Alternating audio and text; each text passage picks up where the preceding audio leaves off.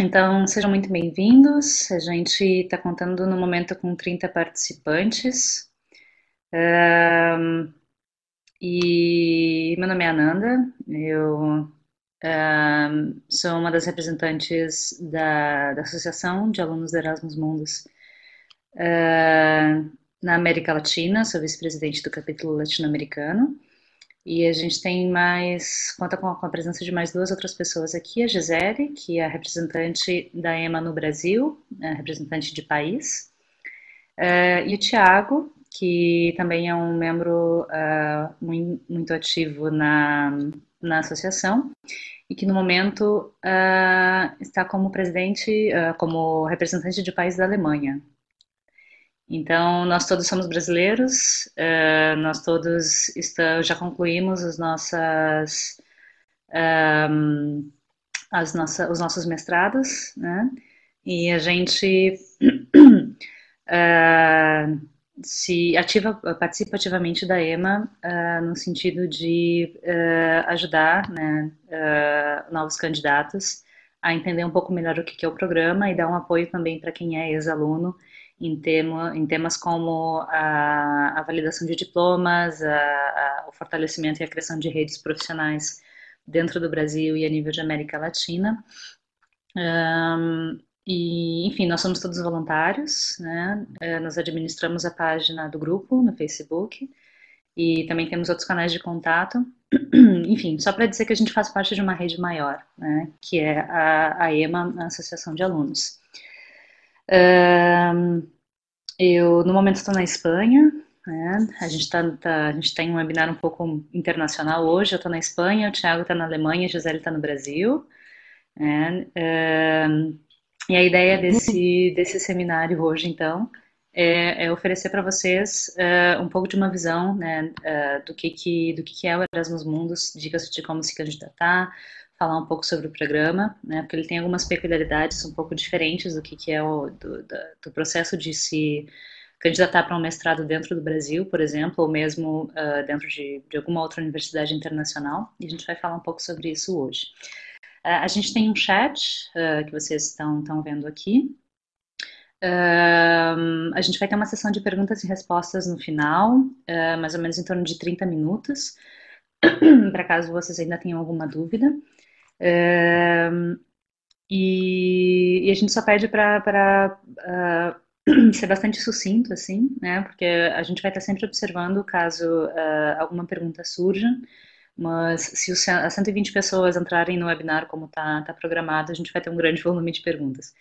Então, para a gente ir tentando se autorregular e equilibrar nisso.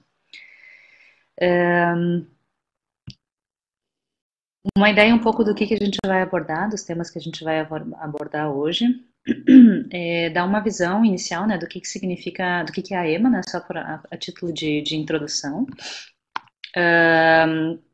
O que significa o programa Erasmus Plus e o programa Erasmus Mundus dentro das ações 1 e 2, que são as ações de mestrado, as ações de convênio com graduação.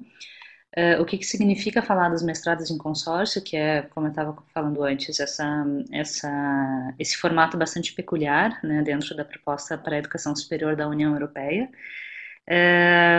Um comentário sobre as bolsas de doutorado que migraram, né, teve uma diferença importante aí nos últimos anos, que foi uma mudança nas políticas do sistema e nos grupos nos tipos de ações, né, prioritárias dentro da Comissão de Educação da União Europeia. Isso influenciou o tipo de bolsa e o tipo de programa que estava sendo ofertado.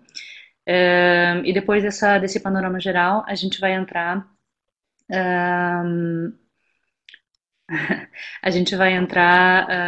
nas bolsas de estudos em si, né? O que oferece, em termos gerais, a bolsa de estudos do Erasmus Mundus para mestrado, como é que se dá o processo de inscrição e de seleção, né? Então, quais são as etapas, quais são os critérios, algumas dicas que todos nós temos como estudantes, né? Como estudantes que hoje graduados, até bem pouco tempo atrás estudantes e um dia candidatos, né? Como a gente sabe muito bem, a gente passou pelas mesmas coisas que vocês às vezes umas dificuldades de não entender o que funciona um edital, é muito confuso o site, mas está tudo em inglês, enfim, a gente compartilha bastante esse sentimento por já ter passado por isso. E finalmente as duas questões de validação de diplomas, né? E algumas questões em relação ao mercado de trabalho, né?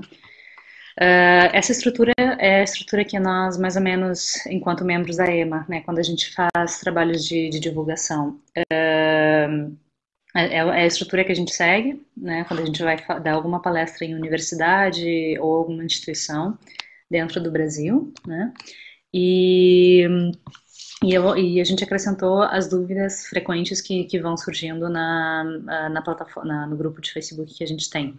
Então, se caso alguma das dúvidas de vocês não estejam contempladas ao final da apresentação, a gente pede que vocês podem digitar no chat que a gente vai explicando, ok?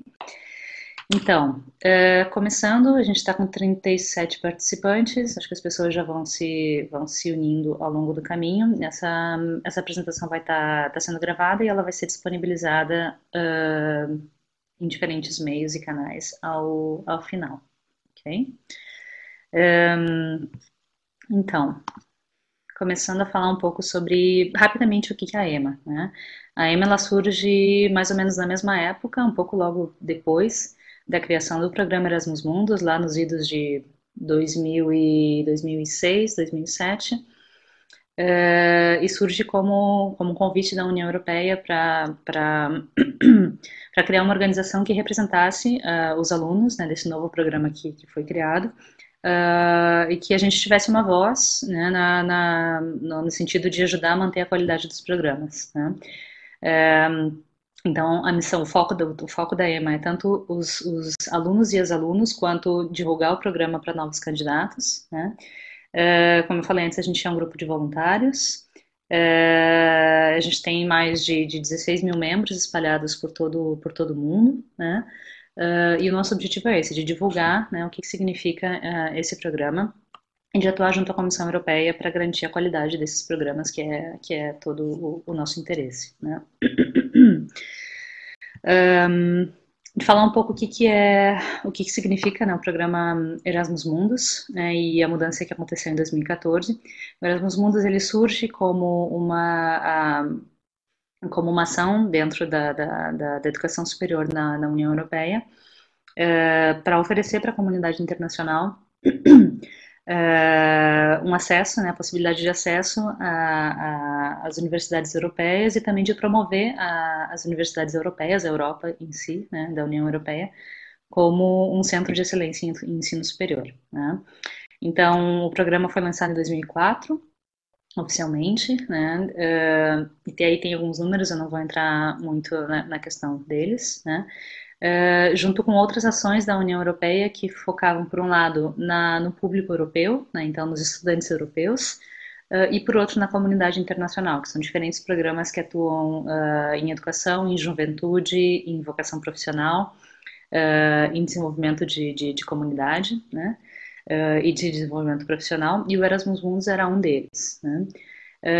Essa foi a primeira rodada do programa, que foi de 2004 a 2013. Em 2014, se fez uma reavaliação do programa, né, e o Erasmus Mundus passou a integrar um programa guarda-chuva maior que se chama o Erasmus Plus, né, que foi como reunir todas essas diferentes iniciativas, tanto para não europeus quanto para europeus, dentro de um único programa, né. Então, hoje, se vocês forem buscar informações sobre o programa Erasmus Mundus, a referência sempre vai ser também ao programa Erasmus Plus, né. E esse programa, ele tem validade até 2020, né? Então, portanto, mais 2 anos, que é quando ele vai ser reavaliado e possivelmente reestruturado de acordo com as áreas de prioridade de ação da União Europeia, né? Isso não significa que o programa vai acabar, só que vai ser reavaliado, né? E ainda assim, isso gera essa mudança que aconteceu em 2014, de Erasmus Mundus para um grande guarda-chuva maior, que é o Erasmus Plus, gerou muita confusão para quem estava acostumado com o Erasmus Mundus, né, no formato antigo da primeira versão do programa, né. Alguma questão de dados, né? Entre 2004 e 2013, que foi a primeira edição do Erasmus Mundus, mais de 65 mil bolsas foram concedidas para os países partner countries, do qual o Brasil é um deles, né? E nesse primeiro formato, de 2014, de 2004 a 2013, o Erasmus Mundus tinha 3 ações principais. A primeira delas era a Action One, né, a ação 1, que dizia respeito aos cursos de mestrado e cursos de doutorado no formato Joint Degree, que a gente vai falar um pouquinho mais tarde o que significa. E esse programa, a ação 1, né, a Action One, ela era voltada para a comunidade internacional, para a oferta de bolsas de mestrado e doutorado, muito mais de mestrado do que de doutorado, né, para que se diga isso. A ação 2, e uma outra coisa, essa ação 1, ela não era programas de mobilidade, né, não era programa de intercâmbio, eram mestrados e doutorados completos no exterior, né, dentro da União Europeia. Então, a ação 1 não previa e não prevê ainda programas de mobilidade. Você se inscreve para fazer um mestrado e um mestrado inteiro no exterior, né? A ação 2 do Erasmus Mundus, essa ação era programas de mobilidade para alunos de graduação, para professores das universidades e para funcionários, né? Questão administrativa, enfim. Só que não era um edital aberto como era a ação 1, né? A ação 2 eram, por exemplo, algumas universidades europeias estabeleciam um convênio somente com algumas universidades brasileiras e a mobilidade acontecia entre essas universidades. Tinha e tem ainda, né, porque esses convênios eles ainda estão acontecendo, uma que outra exceção que aceitava a candidatura individual de alunos não ligados à universidade que fazia parte do convênio, mas essa não era a regra, né? Esses convênios que foram estabelecidos para mobilidade, para intercâmbio, eles foram feitos, estabelecidos e firmados, assinados no começo da ação 2, então lá de volta em 2004, 2005, 2006, alguns deles foram crescendo e sendo renovados, mas muitos deles, a partir de 2014, ou deixaram de existir, ou tinham uma data de validade. Esse ano, por exemplo, o número de chamadas para editais de graduação foi baixíssimo, foi muito pouco, e a tendência é que eles desapareçam, né, que eles migrem para dentro do Erasmus Mundus com outras propostas, né? Então é por isso que a gente sempre fala, Erasmus Mundus não é programa de mobilidade de intercâmbio de graduação, o foco dele é para mestrados. Tem uma que outra exceção, mas o enfoque que nós, enquanto representantes da EMA, enquanto voluntários da EMA, damos é divulgar os mestrados, né? Porque esse sim é uma política educativa que segue em ação, né? E por fim, né, só a título de curiosidade também, dentro do Erasmus Mundus existia a ação 3, que eram projetos de promoção do Erasmus Mundus, né? Mas que isso não chegou muito a se divulgar dentro do Brasil, então é só a título de curiosidade. Só para vocês terem uma ideia, dentre os estudantes selecionados no ano de 2017, o Brasil e o México são dois dos países dentro da América Latina que mais enviam estudantes. Então, no ano passado, o Brasil enviou 83 estudantes, México enviou 50 e os demais países às vezes enviaram um, às vezes enviaram dois.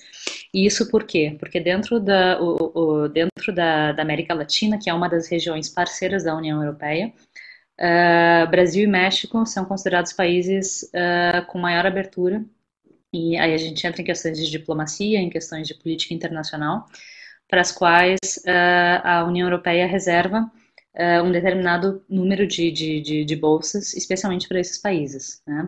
Então, até o ano passado, Brasil e México eram dois países, digamos, privilegiados nesse sentido, e países como considerados pela União Europeia como de baixa renda, como Honduras, El Salvador, Nicarágua, Guatemala e Paraguai, também tinha um mínimo de vagas destinadas só para esses países. Né?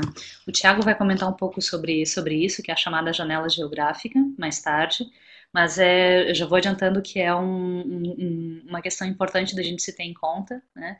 De que a seleção, o processo de seleção para estudantes, né, do mundo todo, ele atende também, ele vai muito do mérito do candidato, mas ele vai também respeita as questões de países prioritários que a União Europeia decide ou o programa decide naquele ano distribuir ou não. Né? É uma distribuição geográfica de bolsas também. Né? Não existe um número mínimo de vagas no Brasil. Né? Não tem como precisar esse número porque ele vai variando de ano a ano de acordo com as políticas da própria União Europeia. Okay? Bom, entrando agora um pouco mais na questão dos mestrados, né, que é a chamada Action One, que são os mestrados chamados Joint Degree, os mestrados de consórcio. Né? Eles são programas de mestrados que têm, por regra, no mínimo de 2 a 3 universidades participantes, sendo que uma é coordenadora, e alguns mestrados chegam a ter inclusive, sete opções de escolha para poder fazer os seus estudos. Né? E são mestrados interdisciplinares, transdisciplinares, né? São mestrados que buscam englobar e propor temáticas de estudo que atendam às demandas e desafios sociais, né, e de desafios da sociedade atual. E por isso, por essa natureza transdisciplinar, de unir diferentes áreas, a gente vai ter uma oferta muito grande de temas, né, que vão desde neurociência até cinema, até jornalismo e cultura, até biodiversidade e manejo de florestas tropicais, até direito e vinocultura, né, turismo de vinhos, que é inclusive um dos temas de programas que foi lançado esse ano. Né? Esse ano, né, para a rodada de 2018 e 2019, foram oferecidos 80 mestrados, os Joint Masters, nas áreas em várias áreas, como eu estava comentando antes, né, e aqui são alguns exemplos deles. Né? Então, tem um mestrado internacional de conhecimento de dança prática e heritage, de patrimônio, de herança, né? Mestrados na área de nanociência e nanotecnologia, de engenharia mecatrônica, de estudos de gênero e de estudos feministas ou femininos, né? Tecnologias geoespaciais, psicologia de mobilidade global, inclusão e diversidade em sociedades, mercados globais, criatividades locais, trabalho social com famílias e crianças, mestrados de ciências em doenças infecciosas, infectious, clima urbano e sustentabilidade, transporte sustentável, enfim, né, são sempre mestrados bastante peculiares, e isso, em termos de mercado de trabalho, aporta bastante, porque como são no mínimo sempre 3 universidades, o estudante circula entre esses diferentes países. Né? Então, eu, por exemplo, estudei na Inglaterra, na Noruega e na Alemanha. Né? Então, a gente vai circulando por essas culturas, circulando por diferentes regimes de aprendizagem, regimes universitários, culturas universitárias, e isso, aliado ao fato de que a temática dos mestrados é interdisciplinar, aporta bastante no conhecimento que se produz. Né? E no conhecimento que se adquire a respeito da área de estudo. Né? E, bom, a Gisele vai compartilhar um pouco com a gente agora a experiência do próprio programa dela, que é o EMIR, e vai contar um pouco, explicar, ilustrar um pouco o que significa esse mestrado por consórcio. Gisele, a palavra é tua. Olá, pessoal. Então, eu sou a Gisele. Espero que vocês estejam me escutando bem. Como vocês viram, que a Nanda comentou recentemente, foi sobre a diversidade dos programas existentes no Erasmus Mundus. Então, eu vou contar um pouquinho para vocês como que foi o curso que eu fiz, quais que foram as mobilidades que eu tive a chance de participar, enfim. Então, eu fiz esse Joint Master in Migrations and Intercultural Relations, estudo de migrações e relações interculturais. Então, ali, como vocês podem ver, é esse mapinha que tem diversas universidades parceiras, talvez seja um dos programas que mais tem, que dá um amplo, que dá, na verdade, bastante variedade como que tu vai desenvolver. O primeiro ano acontece da seguinte forma: todos os estudantes estudam na universidade principal, que é em Oldenburg, na Alemanha, e o segundo semestre na Universidade de Stavanger, que é na Noruega. Então, esse primeiro ano, todos os estudantes fazem o mesmo, continuam nas mesmas universidades, a turma junta. No segundo ano, já muda. O que acontece? Cada aluno decide onde vai fazer um estágio e a mobilidade acadêmica. Claro, de acordo com o que o consórcio oferece. Então, por exemplo, o meu segundo ano eu tive a chance de fazer estágio onde eu quisesse, exceto no meu país de origem, porque, enfim, eu tinha bolsa e era uma condição da bolsa no meu programa, se eu viesse fazer estágio no Brasil. A bolsa não seria recebida durante esses meses onde eu estaria no meu país de origem, mas eu poderia, na verdade, escolher qualquer outro lugar ou organização relacionada à minha temática de estudo para fazer esse estágio. E a mobilidade acadêmica, tiveram várias ofertas, eu vou explicar para vocês bem rapidinho. Então, eu poderia ter feito na Alemanha, novamente, na Noruega, ou em Nova Gorica, uma universidade na Eslovênia, também na República Tcheca, no Sudão, em Uganda, e tem uma universidade parceira nova nesse curso de Migrações e Relações Interculturais, que é na África do Sul. Eu escolhi fazer a minha mobilidade em Uganda e, na verdade, fica a critério de cada aluno, de acordo não só com o interesse do país, mas principalmente com o interesse do que eles vão apresentar nesse curso. Então, essa foi a minha escolha e fica a critério dos alunos escolherem, enfim, para onde que eles vão. Claro, tem todo um suporte do mestrado em si, em explicar sobre quais que são as ofertas, etc. Então, é bem legal que o aluno tenha essa flexibilidade e essa escolha. Pelo menos eu tive no meu curso e realmente foi muito bom.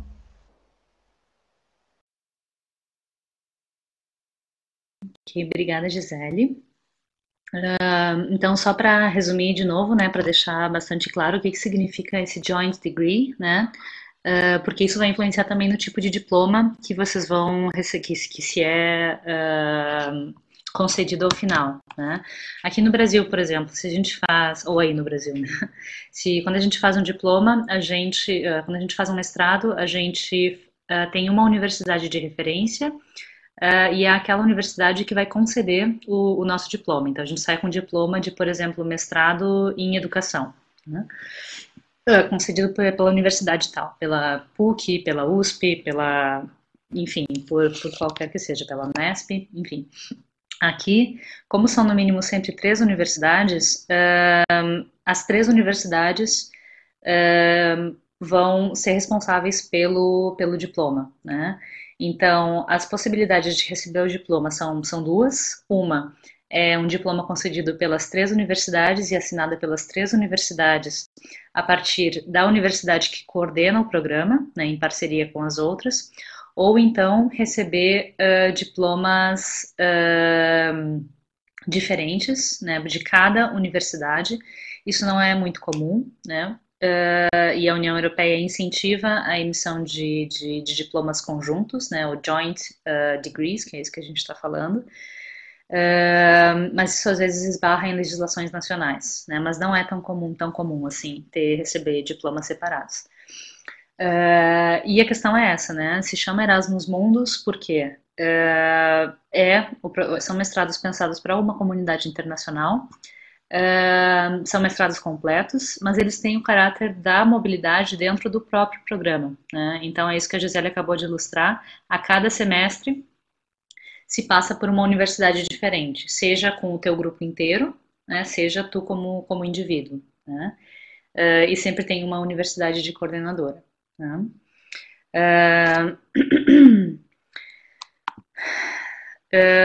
Acho que só um parênteses assim sobre a questão dos doutorados, né?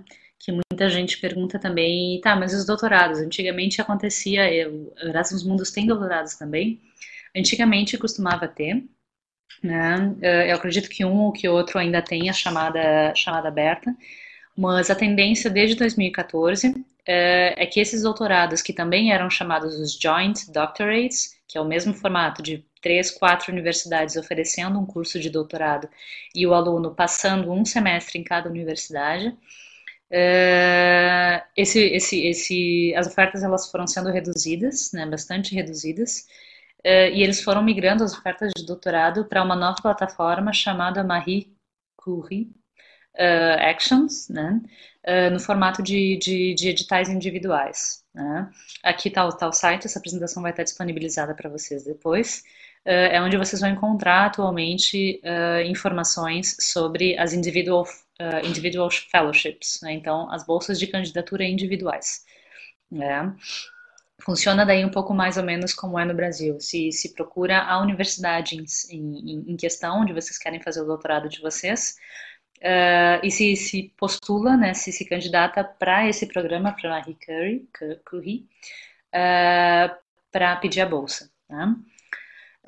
E isso tudo está dentro de um outro programa da União Europeia chamado o Horizonte 2020, que é o Horizon 2020, que foca principalmente em questões de pesquisa e intercâmbio de pesquisadores. Né? Então, bolsas de doutorado, pós-doutorado, inclusive de mobilidade para pesquisadores sêniores, né? Ou pesquisadores em início de carreira. Tudo isso está dentro dessa plataforma. Né, que tem um orçamento muito maior do que o Erasmus Mundus, né, mas tem um formato diferente também. Né, é aqui onde vocês vão encontrar mais informações sobre isso. Em relação à bolsa de estudos do Erasmus Mundus, né, voltando para o Erasmus. São bolsas integrais, né, e essas bolsas elas cobrem quando se faz como estudante brasileiro, né? Cobre custos de viagem do Brasil para a Europa, cobre custos de acomodação, cobre seguro médico, cobre, às vezes, em alguns casos, um auxílio de viagem dentro do próprio a cada semestre, né? Quando vocês têm que ir do país A para o país B para continuar estudando, por exemplo, e cobre também uma quantia mensal, que é a própria bolsa em si. Né? E essa bolsa ela é destinada tanto para estudantes não europeus quanto europeus, que são as chamadas categoria A, não europeus, e categoria B, os europeus. O que significa isso? Né? Os não europeus são os estudantes que possuem cidadania dentro dos países, os partner countries, né, os países parceiros, e é a categoria na qual o Brasil se enquadra. Muita gente pergunta, se eu me candidatar, eu tenho dupla cidadania, tenho cidadania europeia, eu vou ter mais chance? Não necessariamente, porque dentro da política do programa Erasmus Mundus das bolsas, é um mínimo de 75% de todas as bolsas, elas vão para os partner countries, vão para os países que não são europeus. Então, vai de uma questão individual, né? O valor da bolsa ela é a mesma, é cerca de 1.000 euros por mês, tanto para não europeus quanto para europeus, isso desde 2015. Mas é um fato de que no programa Erasmus Mundus, a quantia de bolsas ela é muito maior para a comunidade internacional, para quem não é europeu. Né? Em relação a valores, né, são 1.000 euros por mês de bolsa, para mestrado de 24 meses, então total de 24.000 euros para o período todo, e mais os auxílios de viagem e de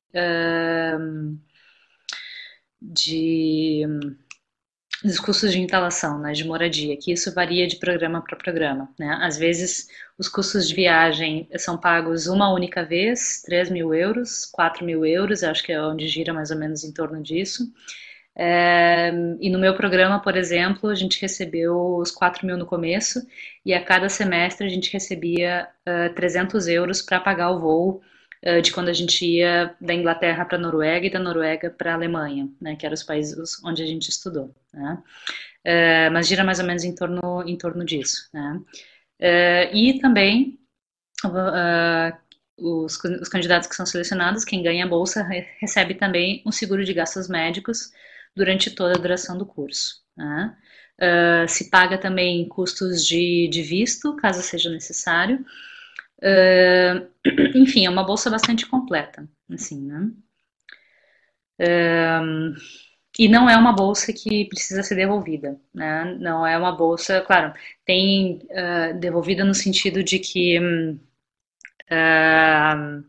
se precisa ter algum tipo de comprometimento, como não sei se vocês são, para quem é familiarizado com os programas de doutorado pleno da CAPES, né, por exemplo, depois que vocês passam uns 4 anos fora, em doutorado completo no exterior, por exemplo, vocês têm que voltar, né, faz parte da regra da CAPES, ou do CNPq, vocês têm que voltar e ficar, o período que vocês ficaram no exterior, vocês têm que ficar no país de vocês. Isso não existe no Erasmus Mundus. Vocês podem ir para onde vocês quiserem, depois que terminam o mestrado. E também não existe isso, ter que prestar conta do valor que vocês receberam, né? O consórcio paga isso para vocês e vocês não têm que prestar conta depois, né? Nem devolver o dinheiro caso vocês não utilizem. Esse dinheiro da bolsa é para vocês. E também, claro, tem os critérios que sim, se tem que atingir um nível satisfatório de comprometimento acadêmico, de rendimento acadêmico, e caso seja julgado insatisfatório, aí sim, ou abandono de bolsa, ou não seguir o regulamento do Erasmus Mundus, aí sim, né, como é de se esperar, se tem que devolver o valor da bolsa que foi investida em vocês, né? Mas eu não sei de nenhum caso que isso tenha acontecido, né, ainda, né?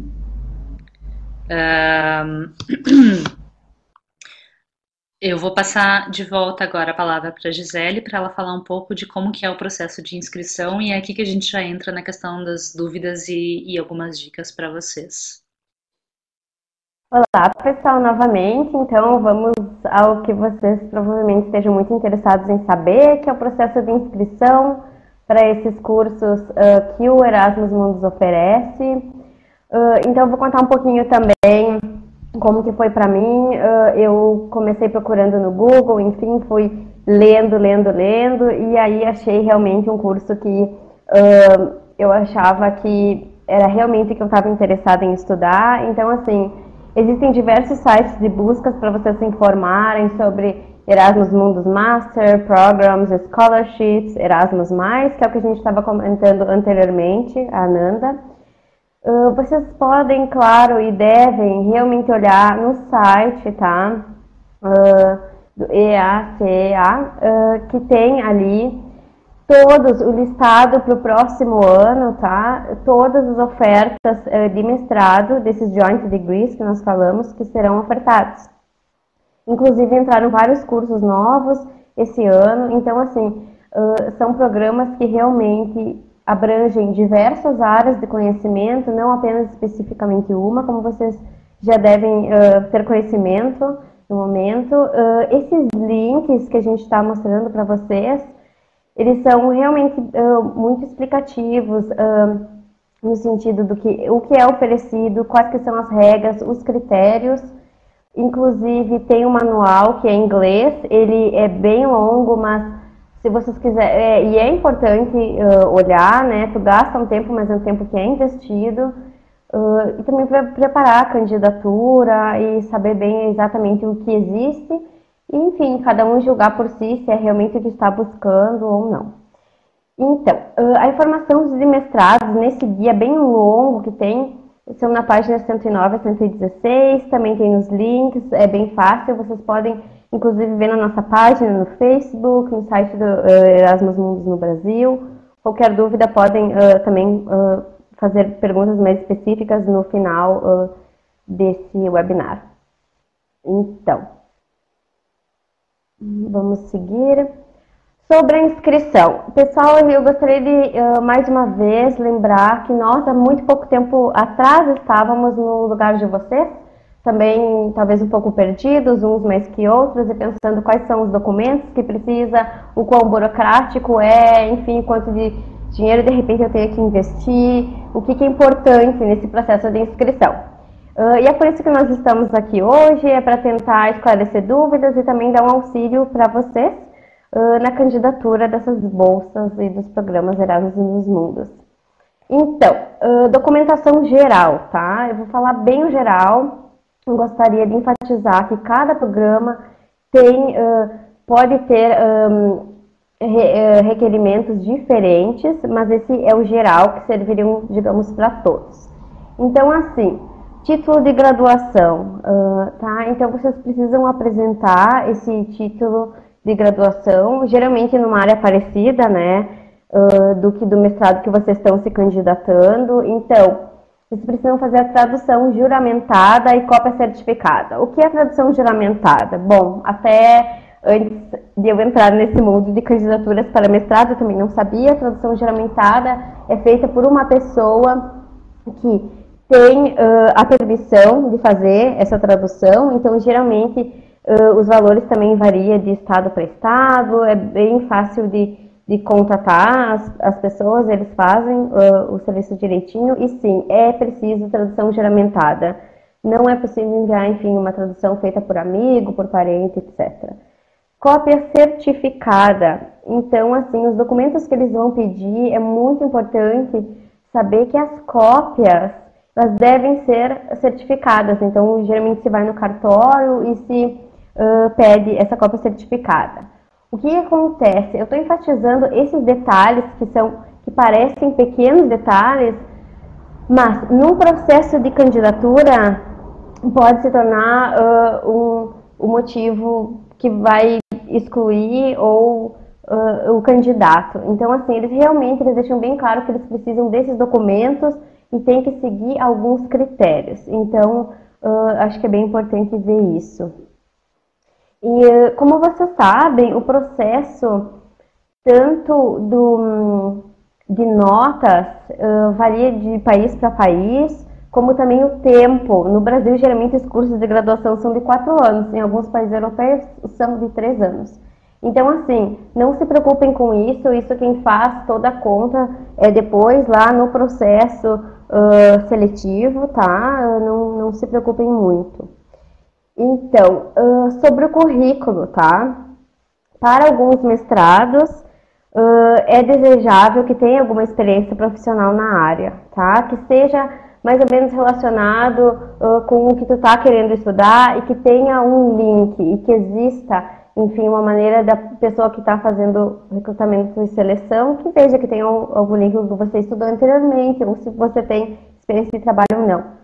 Não são em todos que precisa, tá? No meu caso, no meu mestrado, conversando com outros estudantes, sim, tinha, mas não são todos assim.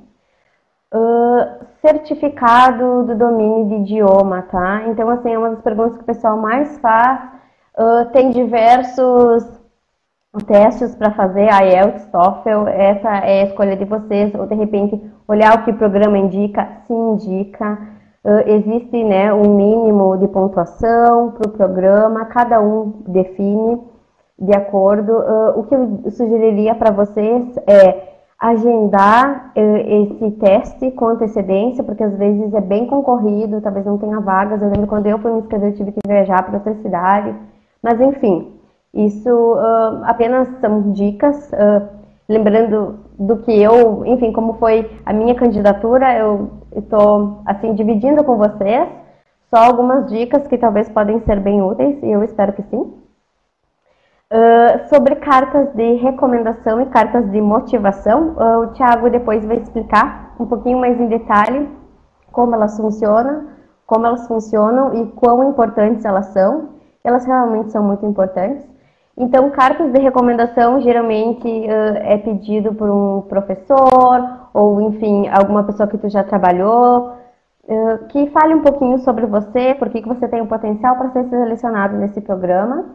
E a carta de motivação é algo bem pessoal. Então, é o momento em que eu, Gisele, vou explicar por que eu estou me candidatando para esse mestrado, por que eu tenho interesse nesse curso, como eu posso, na verdade, contribuir com o curso, com geração de conhecimento, enfim, e como eu realmente vou aproveitar dessa oportunidade para, enfim, fazer contatos, para aumentar o meu conhecimento acadêmico, etc. Então, eu acho bem importante focar nisso, mas, claro, o Thiago vai explicar melhor depois pra gente, dar umas dicas, né, Thiago?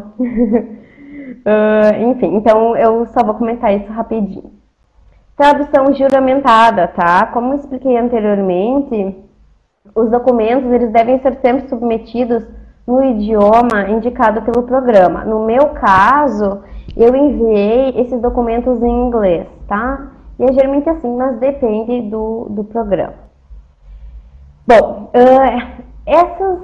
esses detalhes que eu acabei de mencionar, como eu já disse, é a documentação geral, ok? Mas o que acontece? Existem outros programas que eles podem pedir algo mais específico. Então, cada pessoa deve olhar de acordo com o que está interessado.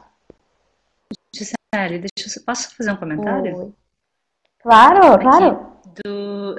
Do primeiro tópico, né, do título de graduação nas áreas especificadas pelo programa. Uma dúvida que a galera sempre tem é quando está ali lendo as coisas do edital, o que significa essa conversão para o sistema de o ECTS, né, que é o sistema unificado que tem na Europa para avaliar a qualidade de um programa, que tem a ver com carga horária, tem a ver com o sistema de avaliação dos cursos, tem a ver com conteúdos de currículo, né? Porque dentro da União Europeia, não sei quantos anos faz, mas desde que foi assinada a Convenção de Bolonha, se tem os critérios básicos que todos os países que assinaram a Convenção de Bolonha e que estão na União Europeia seguem os mesmos critérios, né? Então o pessoal pergunta o que são esses ECTS, né? O que são esses créditos e quem que faz essa conversão, né? Porque quando está lá no edital, nas informações, se diz que o curso de bacharel ou de licenciatura, o teu curso de graduação tem que ter tantos créditos ECTS, né? Quem faz isso não são vocês, não tem como fazer isso desde o Brasil. A maneira de fazer isso é submeter toda a documentação de vocês certinha, né? Que vai o título de graduação, então o diploma de vocês, vai o histórico de vocês, né, com as notas, e normalmente também vai uma carta da universidade de vocês no Brasil, explicando como que é o sistema de avaliação, ou seja, se é uma avaliação que vai de 1 a 10, se é uma avaliação que vai de conceitos A, B, C, se para ser aprovado com um nível satisfatório, vocês têm que atingir um A ou um B. Então, esse é um outro documento super importante também que a maior parte dos programas pede. E a partir de todos esses documentos que a universidade na Europa, né, que está coordenando o consórcio de mestrado que vocês estão aplicando, estão se candidatando, vai avaliar se o curso de graduação de vocês atinge o mínimo pedido pela Universidade Europeia, né? É só isso que eu queria comentar. Tranquilo, obrigada, Nanda. Então, continuando sobre o processo de inscrição, tá? E algumas informações gerais. Não ser cidadão da União Europeia seria um dos critérios, caso vocês queiram se candidatar, né? Como brasileiros, não ter vivido ou mantido sua principal atividade de estudo ou trabalho por mais de 12 meses, ou seja, 1 ano, nos últimos 5 anos, quando da submissão de candidatura na União Europeia. Então, esse é um ponto que muitas pessoas enviam perguntas, comentando que elas já fizeram um intercâmbio de 3 meses, ou de 5 meses, 6 meses, se eles ainda podem se candidatar. Sim, o que não pode é ter excedido esses 12 meses nos últimos 5 anos na União Europeia. Então, cada, enfim, candidato avalia sobre a sua experiência, se já fez e se pode ou não se candidatar. Mas, geralmente, sim, é esse critério. Apostila de AIA, então, vocês precisam submeter as cópias dos documentos certificadas, essa que tu faz em cartório no Brasil, traduzidas e validadas pela autoridade competente, tá? Realmente não é um xerox feito normal, é uma cópia certificada e, por favor, mais uma vez, prestem atenção nisso. Talvez esse seja um critério bem importante de levar em conta nessa candidatura. Envio pelo correio. Então, assim, pessoal, sim, tem que enviar pelo correio, sim. Por exemplo, o meu curso pedia, o que acontece? Porque são documentos importantes, então, geralmente é bom, claro, enviar com um serviço de rastreamento, sabe quando saiu do Brasil, quando chegou, não fica preocupado. E assim, a maioria dos programas, eles não retornam os documentos, o que significa não mandar os documentos originais. Então, vocês mandam essas cópias certificados, documentos traduzidos, mas nunca originais, porque eles não vão enviar novamente. Esse foi o caso do meu curso, eu enviei pelo correio e nunca recebi eles novamente. E, claro, mandei a cópia certificada, não original. Então, bem importante focar nisso. Editais. Os editais de cada curso eles são disponíveis nas páginas da web e dos programas, tá? Não tem PDF. Eu acho que os estudantes brasileiros, a gente tenta comparar sempre como que são os processos seletivos, como que é na CAPES, etc. Na CAPES tem PDF, explicando tudo. E no caso do Erasmus Mundus, não, vocês não vão encontrar PDF e vocês devem olhar nessas páginas disponíveis. A Nanda, quer falar alguma coisa? Sim, só um esclarecimento sobre a apostila de AIA, né? A apostila de AIA é um procedimento novo que o governo do Brasil passou a fazer parte desde agosto de 2016. E depende, assim, né? A gente não está dizendo que o apostilamento de AIA ele é obrigatório para todos os documentos, né? Mas, por exemplo, se vocês precisam pedir um visto, porque vocês vão passar mais do que... Vou dar um exemplo meu agora. Eu estou na Espanha fazendo um estágio para graduados, eu já terminei o meu programa, e eu estou também pelo Erasmus Plus aqui, e eu precisei pedir o visto espanhol, né? Para eu pedir o visto espanhol, eu precisei submeter os meus documentos todos apostilados, né? Então, sempre se certifiquem, né, porque é uma coisa nova, né, o apostilamento de AIA para o Brasil, se certifiquem se o consórcio de vocês, se para a candidatura de vocês, se vocês precisam apostilar os documentos, principalmente documentos emitidos por universidades, histórico, diploma, etc., ou se o consórcio para a candidatura aceita só a cópia certificada e tradução juramentada, né? E digamos que vocês passem sejam selecionados para o programa, né?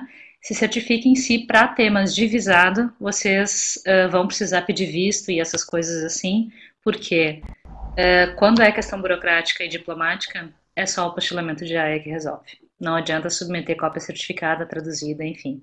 O que é o apostilamento de AIA?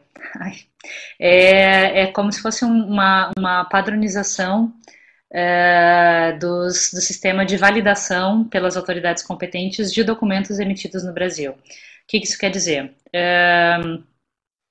Tudo que é documento, certidão de nascimento, certidão CPF, tudo que é documento que é emitido no Brasil e que tu quer levar para um outro país que também faz parte do apostilamento de AIA, você vai no cartório reconhecido e autorizado pelo Ministério da Fazenda, se eu não me engano, faz o procedimento do cartório e esse documento ele é legalizado, né?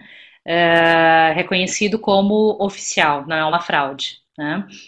Isso é um acordo entre mais de 50 países que estão dentro do apostilamento de Haia. Em teoria, é para facilitar o intercâmbio de documentos oficiais entre países, né? Mas o que significava isso? Assim, antigamente, antes do Brasil estar na apostila de Haia, fazendo o movimento inverso, quando tinha um documento que ele era emitido na Alemanha e vocês queriam validar no Brasil, vocês precisavam ir na embaixada da Alemanha, no consulado da Alemanha de não sei o que, e de ir no Brasil e ir na embaixada da Alemanha no Brasil e daí então validar, né? Ou então, se vocês queriam antes fazer um processo de validar documentos dentro do Brasil, uma certidão de nascimento, por exemplo, para levar para a Europa, precisava validar através do consulado, né? Agora não. Agora, com o apostilamento de Haia, se faz tudo isso no cartório. Mas é só isso, né? Só para observar essas questões, né? Gisele, você quer que eu termine essas duas partes ou você vai? Eu só gostaria de acrescentar algo também sobre esse apostilamento de Haia. Na verdade, agora quando eu recebi o meu diploma do mestrado, então eu tive que fazer isso, eu fiz na Alemanha, na polícia, então é um documento que ele é validado no Brasil. Só para, enfim, para acrescentar essa informação. Pode continuar, então. Tá. Não só para terminar então os tópicos, né? Acho que a Gisele explicou super bem a questão dos editais. Não são informações que estão na página direto. Vocês não fiquem procurando um documento em PDF porque ele não vai existir. E a questão também que muita gente pergunta, né, em relação à submissão do diploma. Eu estou no último semestre da graduação. Eu ainda não terminei. Eu posso me candidatar? Depende. Alguns programas aceitam que sim, que tu não submeta, que tu esteja no último semestre da graduação ou que tu tenha te graduado, mas ainda não tenha o teu diploma. E submeta uma carta da universidade explicando que tu já terminou o curso ou já atingiu todos os requerimentos mínimos para se formar, enfim. E submeter isso ao invés do diploma na hora da candidatura, né? E alguns não, né? Em todos os casos, caso vocês sejam selecionados, aí sim vocês precisam ter o diploma em mãos nas datas e prazos que estabelece o consórcio, né? Isso da carta da universidade é só para quando, no momento da inscrição para tentar a bolsa, né? É isso. Então, Thiago agora pode falar um pouco sobre a questão das dicas gerais, né, de como aumentar as chances de ser selecionado. Thiago, contigo tudo. Você está me ouvindo, Ananda? Sim, estou te ouvindo. Perfeito. Então, eu tinha sugerido de falar de como aumentar as suas chances de ganhar uma bolsa do Erasmus Mundus, né? E claro que não tem nenhuma fórmula do sucesso, mas tem as coisas que eu fiz, que a Ananda fez, que a Gisele fez, e eu acho que nós, enfim, eu conheço cerca de 80 pessoas que já conseguiram essa bolsa por conta do nosso envolvimento com essa organização. Eu queria abrir aqui, na verdade, essa votação, então, é sobre o TOEFL, né, a questão do inglês. Se você quer estudar no exterior, você vai ter que estudar em inglês ou em outra língua. Se você acha que o seu nível de inglês ainda não é suficiente para estudar no exterior, você tem que focar nessas coisas. Então, tem uma série de coisas que são coisas que você tem que iniciar fazendo agora já e pensar isso a longo prazo. Eu vou finalizar essa votação aqui e apresentar para vocês os resultados. Então, a primeira ele fala, a B era que, tá, a maioria das pessoas ainda não tem o TOEFL, mas acha que já tem um nível de inglês legal. E tem muita gente, ó, interessante, 31% das pessoas aí que responderam, né, elas já têm o TOEFL IELTS, ou seja, essas pessoas já não precisam mais pensar nisso, as outras têm que focar em coisas como o TOEFL, porque essas são coisas que tomam muito tempo. Então isso é um ponto específico. Eu queria dar um exemplo para vocês, para quem está meio perdido, de dar um exemplo prático. Por exemplo, se você quer fazer um mestrado no Brasil e você quer estudar na USP, digamos, você vai entrar no site da USP, da Universidade de São Paulo, e vai ter 40 mestrados lá de opção. Tem mestrados na área de farmacologia, nutrição, enfim. E digamos que a sua área é nutrição, você é aceito no mestrado de nutrição. Como que você vai ser aceito? Aquele mestrado específico da nutrição, ele tem uma seleção específica, que acontece em março, enfim. E se você for aceito, talvez você vai ganhar uma bolsa da CAPES, que é uma bolsa brasileira. No caso do Erasmus Mundus, como é que funciona? A gente tem uma lista de 80 mestrados, dos quais você pode escolher. Alguém perguntou ali, você pode responder sobre os mestrados? Ou se eu estudo a questão aeroespacial, qual o mestrado que eu vou estudar? A gente não sabe. Você tem que ir nessa lista lá desses 80 mestrados, e cada um deles tem um tópico, cada um deles tem uma seleção diferente. Se você for aceito, você vai lá, vai entrar no site deles, vai se inscrever. Se você for aceito entre os primeiros daquele ano, você vai ganhar uma bolsa Erasmus Mundus. E essa é a bolsa principal que a gente, que esse grande guarda-chuva, né, que a gente está falando. Para não me alongar, eu vou seguir pontos práticos aqui. Como que eu acho que vocês podem aumentar as chances de vocês de ganhar, de conseguir uma bolsa? Tem 3 coisas, né, que vão estar influenciando nisso, na minha opinião. Uma delas é o histórico pessoal de vocês, que é uma coisa que vocês não podem mudar tão facilmente, tão rápido. Se você já fala inglês bem, que é um privilégio que você teve na sua vida, isso vai ser legal. Se você teve experiências de pesquisa, se você foi bolsista de iniciação científica, se você viajou, tem experiência de estágios em outros países ou estudou em outros países, se você teve um emprego extremamente legal no Brasil, trabalhando com uma comunidade, trabalhando como voluntário, todas essas são coisas que você já tem que vão ajudar vocês. Esse é o seu histórico. Então tem que tentar valorizar as experiências que você já tem. O segundo deles é o esforço, né? O segundo elemento é o esforço.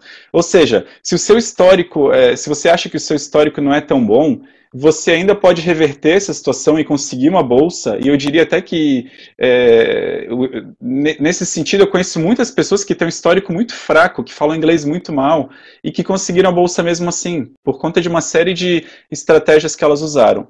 Então eu queria falar para vocês do esforço. O que é o esforço? O esforço é o que vocês estão fazendo agora, nesse webinar aqui, de num sábado de tarde, né? Eu estou na Alemanha, vocês no Brasil eu acho que está um pouco mais, o clima está um pouco melhor. Esse esforço que vocês fizeram de entrar aqui e fazer essas perguntas para a gente, tentar contatar pessoas, isso é uma coisa que é o que vai levar vocês a serem aceitos. Só que isso é um esforço de muitas horas, né? Eu diria que se vocês investirem 100 horas da vida de vocês na internet, falando com pessoas, buscando dicas, vocês vão estar muito próximos, vão estar mais próximos de serem aceitos. O segundo elemento, eu sou da geografia. Eu fiz a graduação e o mestrado em geografia no Brasil. E daí, na verdade, o meu mestrado do Erasmus Mundus foi um segundo mestrado que eu fiz. No meu caso, eu achava que ter um mestrado no Brasil ia me prejudicar, porque eles deveriam dar chance para alguém que não tem mestrado. No meu mestrado específico, que é um que não está mais na lista, então não conta mais para a bolsa, no meu mestrado eles gostam de pessoas que já tenham mestrado, que já tenham uma carreira profissional, né? Mas como que a gente chega nessas informações? A gente tem que falar com pessoas que conhecem o mestrado. Então, assim que vocês escolherem o mestrado dos sonhos de vocês, que deveriam ser 3, né? Vocês vão escolher 3 mestrados do Erasmus Mundus. Daí você diz, Tiago, mas tem só um que eu gostei. E daí eu falo para você, pô, mas você já tem a tradução dos documentos, você já tem a carta de recomendação, por que você não se inscreve para mais um que tenha mais ou menos a ver com você, né? Talvez você tenha mais chance lá. Eu, como eu falei, sou da área de geografia, eu não entendo nada de matemática. Mas uma coisa que você acaba aprendendo quando você está tentando conseguir uma bolsa é de que tem uma coisa chamada teoria dos jogos, né? Que é, se está todo mundo tentando entrar em Harvard, Harvard vai ser uma universidade mais difícil de você conseguir ser aceito. O meu mestrado se chamava Desenvolvimento Local Comparado. É um nome muito feio. Só no nome, que é feio, ele já assusta muitas pessoas. E, na verdade, foi um mestrado perfeito para mim, porque ele meio que aceitava pessoas de várias áreas diversas. Então, eu estudei migrações, outras pessoas estudaram psicologia. Então, vocês deveriam tentar procurar enfim, não procurar o mestrado que vocês tenham mais chances. Mas se for para você se inscrever em 3, tenta pensar que alguns deles são mestrados que já são famosos, que está todo mundo tentando há muito mais tempo. Alguns outros, nessa nossa lista, se você conseguir uma lista antiga dos mestrados disponíveis, você vai ver que esse ano agora tem novos mestrados que entraram na lista. Esses novos mestrados já têm uma chance maior de ter menos pessoas que conhecem eles que vão se candidatar. Vocês podem se candidatar apenas a 3 mestrados. Por isso que eu falo, é legal investir em se candidatar a 3 e não só 1 ou 2, porque, enfim, se você for aceito num lance que você não quer estudar tanto, pelo menos você vai ter a opção de tomar essa decisão depois. Tentando resumir alguns pontos específicos, você tem que, em muitos mestrados, fazer um projetinho de pesquisa, geralmente é 2 ou 3 páginas. É a mesma coisa que no Brasil. Se você não sabe como fazer um projeto de pesquisa, pergunta para um amigo seu no Brasil que faz mestrado, doutorado, cara, como que eu tenho que fazer um projeto de pesquisa? Ele vai te dizer provavelmente o quê? Se você quer pesquisar alguma coisa no mestrado lá, você tem que saber o que eles pesquisam. Tem que saber o que os professores gostam de pesquisar. Então, você procurando o histórico dos professores, o currículo deles, ou principalmente olhando para as dissertações que já foram publicadas, você vai ter uma ideia muito boa do que a sua proposta de pesquisa deveria ser. Se todo mundo está pesquisando coisas conectadas à nanotecnologia naquele mestrado, provavelmente se você fizer um projeto nessa área, você vai ter mais chances. A segunda coisa, a carta de recomendação. Você vai precisar ter de um professor ou de alguém que trabalhou com você uma carta de recomendação. A minha dica, não tenta pensar que essa pessoa que escreve a carta deveria ser alguém famoso ou muito importante. A pessoa que escreve, ela tem que ser alguém que conhece você. Geralmente, numa disciplina da universidade, num curso, teve algum professor que você gostou mais, que se identificou mais, ou alguém que foi seu orientador na pesquisa, ou alguém que foi o seu chefe no seu emprego de bastante tempo. Essas pessoas que conhecem bastante você, elas vão estar mais capacitadas a escrever uma carta boa. Como que aconteceu no meu caso, né? Porque eu tinha 2 professoras orientadoras ótimas, que me conheciam bem e tudo, só que elas não escreviam em inglês. Isso é muito comum. Os professores, eles às vezes não vão saber escrever em inglês. Se ele for bem camarada, ele pode escrever a carta em português e pede para você traduzir, né? E daí você depois mostra para ele. Então, isso é muito importante você ter, talvez, mais até de 1 ou 2 cartas de recomendação. E daí, eu vou falar depois das cartas de motivação. Eu não vou me alongar muito, tá? Eu estou falando, então, de questões de esforço. E o principal esforço que eu recomendo é falem com as pessoas, os estudantes do mestrado que você quer. Falem com as pessoas que já se formaram. Os maiores especialistas de como conseguir ser aceito nesse mestrado não vai ser nem o professor, nem as pessoas da coordenação. São os alunos que foram aceitos. Porque eles tentaram, eles falaram com pessoas, eles estão falando com os professores agora, eles se conhecem, eles sabem o que cada um fez, né? Então tente falar com essas pessoas onde? Procurem grupos no Facebook, procurem fóruns online, procurem na Erasmus Mundus Association de tentar falar com um representante desses mestrados, tá? Além do esforço que vocês vão fazer, tem uma questão que é outra coisa que vocês não podem mudar. O esforço você vai mudar todo o seu processo. Uma coisa que você não pode mudar é que existem janelas geográficas. E daí, na verdade, é um sistema de cotas, na verdade. Se tiveram muitas pessoas do Brasil no passado no mestrado, é provável que eles tentem alterar a seleção naquele ano para que tenham mais pessoas da África ou mais pessoas de países mais pobres da América Latina, né? Essa questão da janela é muito importante, porque às vezes você está competindo com 50 pessoas, ou às vezes está competindo com 1000 pessoas, né? Dependendo de qual país você é. Então, essa não é uma coisa que é divulgada geralmente, mas dá para tentar falar com os alunos atuais, ou às vezes no site eles tentam explicar sobre isso, né? Sobre quais países que eles estão focando na seleção. Se tudo der errado e você não for aceito, uma coisa muito importante que me falaram e que funcionou comigo é tente outra vez, né, como o Raul Seixas falava também. Eu consegui a bolsa na minha 3ª tentativa. Eu tentei 3 vezes para o mesmo mestrado, né, que foi o mestrado que eu consegui. Na primeira vez, eu não mandei um documento. Eu precisava fazer um projetinho de pesquisa. E daí eu, bem malandro, mandei um dia depois do prazo, eu falei, eu esqueci do meu projeto de pesquisa. Eles falaram, desculpa, a gente não vai aceitar fora do prazo. E naquele ano era o ano que eu mais queria ganhar essa bolsa, né? Daí no ano seguinte eu mandei basicamente a mesma inscrição de novo, agora com um projeto de pesquisa que eu já tinha feito. E daí eu fui aceito no mestrado. Só que eu fui aceito no mestrado sem bolsa. Isso quer dizer que o quê? Eles dão bolsa para os 15, por exemplo, um exemplo, isso muda todo ano. Às vezes tem 10 bolsas, às vezes tem 15 bolsas por ano naquele mestrado. Naquele ano que eu fui aceito, eu fiquei na posição 23. Na verdade foi 24, mas eu mudei agora para adaptar culturalmente. Fiquei na posição 23, e daí eu liguei para a moça, ela falou, não podia te falar que posição que você ficou, mas com essa posição você não vai ter pessoas desistindo bastante para você ganhar a bolsa. Essa questão de passar no mestrado e não ganhar bolsa é muito importante ter em mente. Nesse ano passado, as chances de você, brasileiro, conseguir uma bolsa era de mais ou menos 11 candidatos brasileiros para uma bolsa. Essa é a estatística de quantos brasileiros se candidataram e quantos brasileiros conseguiram a bolsa. A proporção era 11 para 1.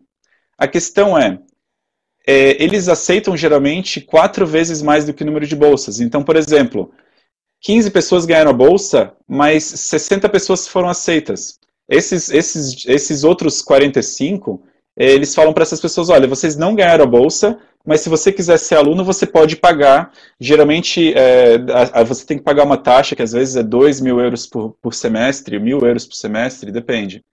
Então, tem uma chance grande de você ser aceito, e é por isso que é muito legal você se inscrever para 3 mestrados. Eu diria que essa chance no ano passado era de 3 candidatos brasileiros para uma vaga de aceite, para ser aceito no mestrado, e daí, dentre esses, os que conseguiram bolsas, foi um grupo muito menor, é claro, né? Para finalizar, tente em vários lugares, é uma outra dica. Se você tem esses documentos todos do Erasmus Mundus aí, histórico traduzido e outras coisas, tenta em outros mestrados, né? Tenta procurar outras coisas também. Enfim, eu deixo de novo essa dica de tentar falar com pessoas que são daquele mestrado para tentar conseguir mais dicas, né? Eu, a Ananda, a Gisele não vamos ter essas dicas, né? Do mestrado específico. Mas se vocês forem falar com as pessoas daquele mestrado, eles vão saber. Para finalizar, então, em 4 minutos, eu queria falar só sobre a carta de motivação. Vocês vão ter que escrever uma carta de motivação, e eu tive a chance no passado de ler muitas dessas cartas de motivação.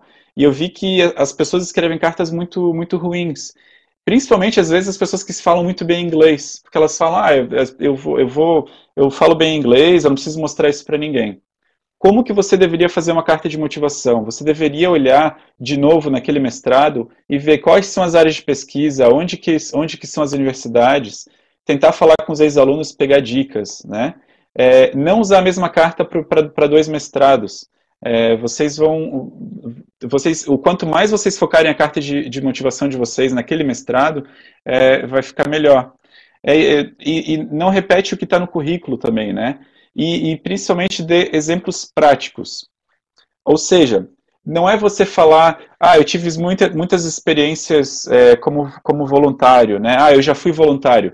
Tenta dar um exemplo. Eu trabalhei com 200 crianças numa comunidade enquanto professor voluntário para um vestibular comunitário, né?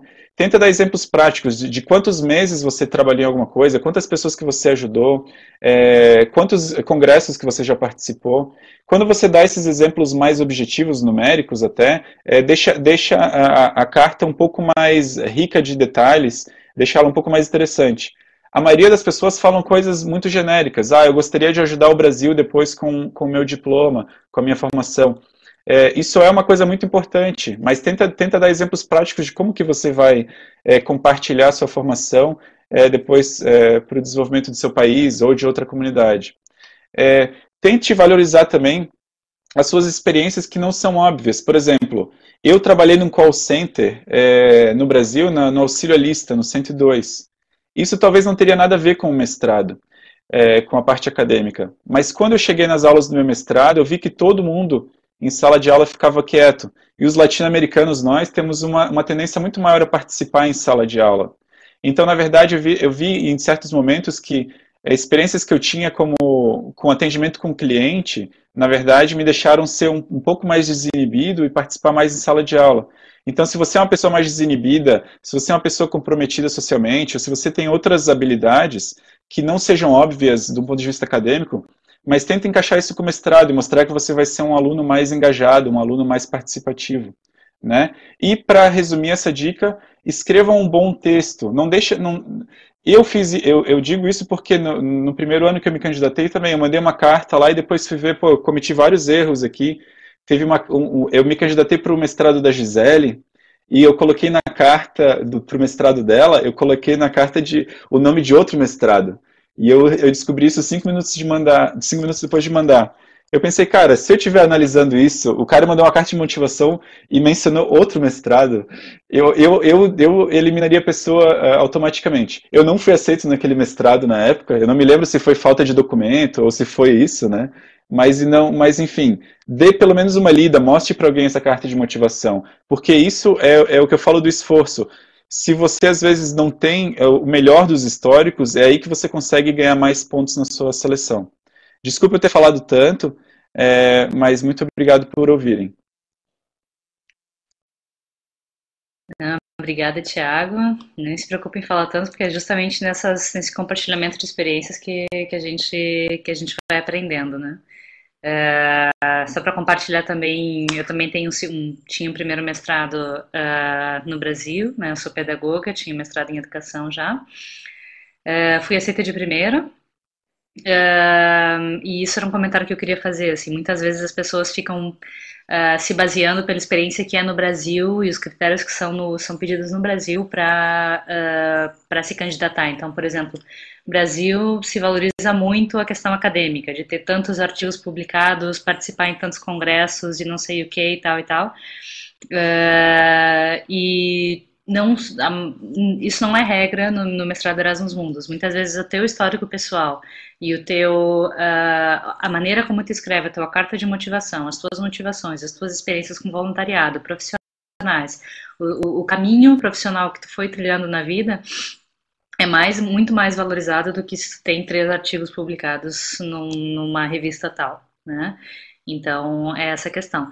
E isso de tentar mais de uma vez, acho que foi super importante o Thiago mencionar. No meu programa teve esse caso de uma menina que se candidatou também no Brasil, ela era de São Paulo, que ela se candidatou para o meu programa no mesmo ano que eu me candidatei, né? E ela não passou porque eu fiquei com a bolsa, né? E ela tentou no segundo ano, não passou na primeira chamada, mas já estava desistindo assim quando recebeu um e-mail do nosso coordenador dizendo que sobrou uma bolsa dentro dessas janelas geográficas que o Thiago comentou, né, que são as áreas,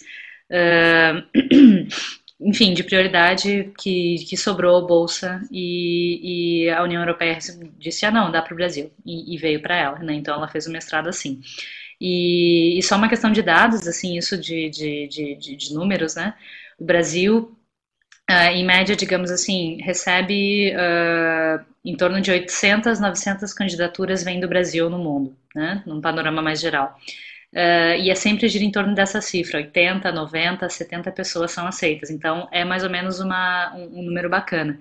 Tem países na África, por exemplo, que a taxa o número de inscritos beira às vezes os 1.500 e tem 3 vagas. 3 bolsas são concedidas. Então o Brasil tem que aproveitar ainda esse momento que o Brasil ainda, nesse jogo geográfico global, ainda está numa posição super, super privilegiada, né? Enfim, já se encaminhando agora para o final, né? Uma dica em relação ao planejamento, né?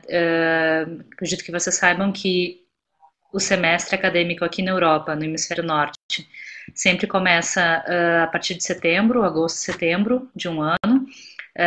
Então, é bom tomar essa data, né, esse período do ano como mais ou menos o ponto de referência de onde começar. Então, a gente sempre recomenda começar um ano antes, né, a se planejar.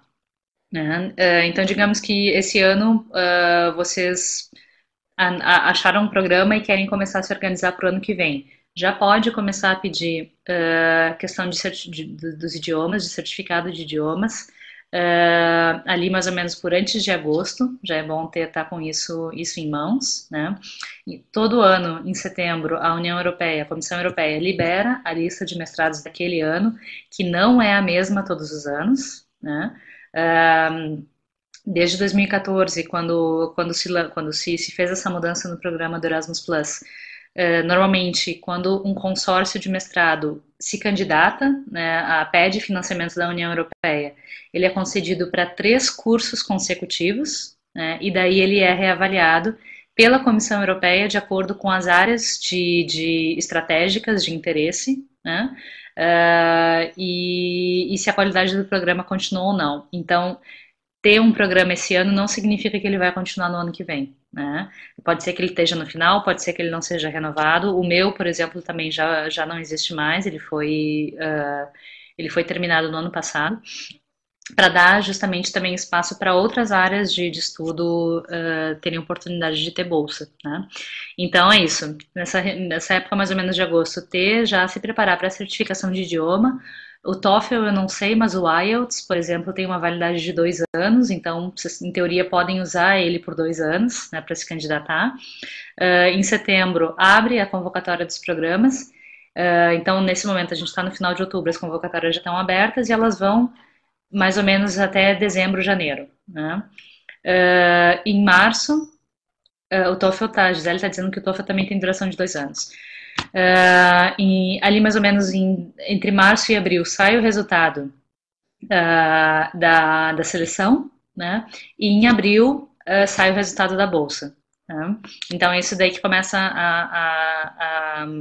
varia um pouco se eles já liberam, isso varia um pouco de programa para programa, se eles já liberam a lista de todo mundo que tem e a lista de bolsas, né? Não existem provas, é só submissão de documentos. Não existem provas no Erasmus Mundus. É só submissão desses documentos que a gente comentou aqui hoje e algum outro documento como projeto de pesquisa ou alguma outra coisa que cada programa pede, né?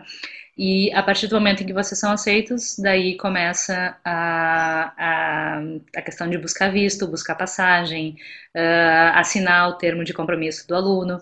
Mas tudo isso a gente faz um outro webinar especial para quem foi aceito. Então a gente para por aqui mais ou menos, né? A gente foca, essa fala para vocês é mais na preparação. Deixa eu ver. E para finalizar, né, as últimas 2 informações que também, dúvidas que sempre que a galera tem, é em relação à validação dos diplomas, depois de terminado o curso, né, e a questão do mercado de trabalho. A questão da validação dos diplomas é um universo sem fim, porque não existe uma regulamentação padrão no Brasil sobre isso. O que acontece nos casos que eu conheço, assim, de pessoas próximas, né, são pessoas que já têm um mestrado acadêmico feito no Brasil, então não fazem muita questão de validar. Eu, pessoalmente, ainda não validei o meu, porque, enfim, eu estou na Espanha, eu vou validar ele ano que vem. E a questão da validação dos diplomas depende para que vocês querem, né?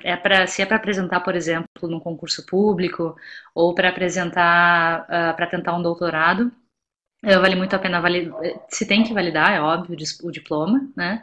Se de repente se é para procurar emprego e não esbarra numa questão legal, se é só para mostrar uma questão de currículo, não é necessário validar, né? Caso seja necessário validar, vocês têm que buscar no estado de vocês as universidades que fazem esse processo de validação.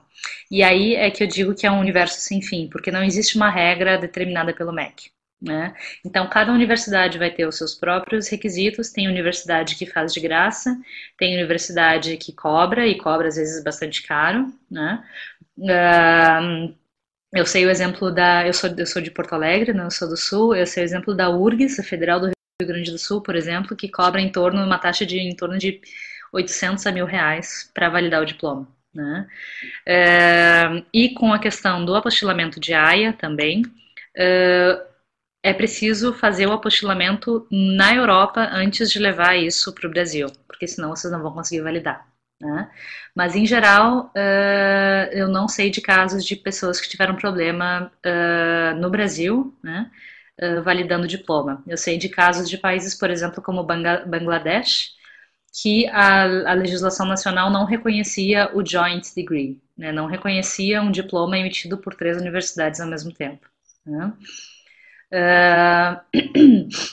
Então, isso em teoria não deveria ser um problema, além de mais uma dor de cabeça burocrática de encontrar uma universidade que não cobre tanto, fazer o apostilamento de AIA no país em que foi emitido o diploma de vocês, enfim, mas isso é uma questão, detalhes para mais tarde. E em relação ao mercado de trabalho, se vocês tiverem dúvidas em relação a isso, a gente pode responder agora já. Mas as dúvidas que costumam surgir é se o Erasmus Mundus, por exemplo, incentiva a estadia para buscar trabalho depois na Europa. O Erasmus Mundus, né, não tem responsabilidade nenhuma por conseguir trabalho para vocês, né? Claro, existe uma política de incentivo, então existe a política de estágios, por exemplo, eles incentivam muito vocês entre o período de férias do primeiro e do segundo ano, buscarem um estágio com alguma empresa, instituição conveniada ao programa de mestrado, para já ter uma experiência profissional, né? E tem as possibilidades depois. Eu, por exemplo, terminei o meu curso em janeiro, e eu estou aqui fazendo um estágio na Universidade de Santiago de Compostela para graduados, né? Então está sendo um ano de transição. Em relação a visto, é também uma questão, isso varia de país para país. Tem países que têm vistos especiais para estudantes internacionais para buscar trabalho, como é o caso da Alemanha, é o visto que o Thiago está agora, se não me engano é o visto que a Gisele também vai estar. Mas tem outros países que não. Espanha, por exemplo, não. Países como a Espanha, por exemplo, não tem esse tipo de visto, que é um visto especial de estudante para procurar trabalho em 6 meses, né? Então, eu até respondi isso lá no grupo. A gente não pode responder por uma questão diplomática, né? Quais são os países que têm ou que não têm. O que a gente sim divulga é que desde 2016 a União Europeia concordou numa resolução que facilita a estadia de estudantes depois de formados, depois de terem concluído o mestrado, né? E são países, só que como é uma legislação para a União Europeia, os países têm até 2 anos para fazer seus ajustes na legislação nacional. Então tem países que estão mais avançados e tem países que ainda não. Tem países que não vão respeitar, então a gente não pode dar muito mais informação para vocês, além de informações gerais sobre isso, né? Se vocês têm interesse, se vocês estão buscando mestrado com o interesse de ficar na Europa depois, busquem a experiência de alunos que já ficaram, que do programa de vocês ou de outros programas que seguiram na Europa e já trilharam esse caminho que vocês querem trilhar, e também entrem em contato, se você já tem um país em mente, entre em contato com a embaixada desse país, ou com a embaixada do Brasil nesse país, né? São as autoridades competentes, são as mais competentes para dar essa dica para vocês, né? Em relação também a contatar os ex-alunos, normalmente em cada página do programa tem lá uma seção de alumni, né, de ex-estudantes e de representantes de cada programa. Lá vocês podem encontrar essas comunidades de onde fazer, de como entrar em contato. E também na própria página, na comunidade do Brasil, a comunidade do Facebook. Eu acredito que a gente está tentando fazer esse trabalho de criar uma base de dados de quem voltou, né, de alunos e ex-alunos do Erasmus Mundus no Brasil.